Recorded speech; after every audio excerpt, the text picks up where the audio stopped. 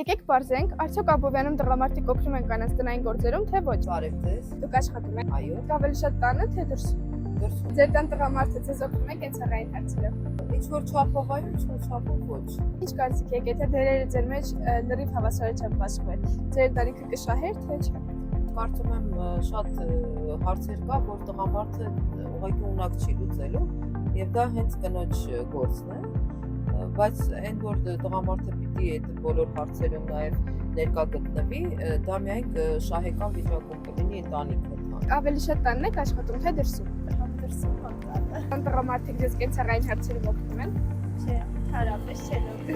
Ինչ եք կարծում, եթե այդ ամեն ինչը հավասարաչափ բաշխվեցրեք, դուք ձեր տարիքը կշահեր, թե չէ։ Իհարկե կշահեր, ավելի կնոջ համար թեթև կլիներ կյանքը։ Քանի որ ձեր տանը դերերը հավասարաչափ են բաշխված, այդ ինչ եք կարծում, ձեր ընտանիքը դրանից շահում է։ Այո, Ավելի շատ տանն եք դուք աշխատում, թե դրսում։ Բնականա դրսում ժամանակ սա շատ, առևտրի պահով, տան գործներ ես եմ անում։ Տան տղամարդիկ ձեզ կենցաղային հարցերով օգնում են։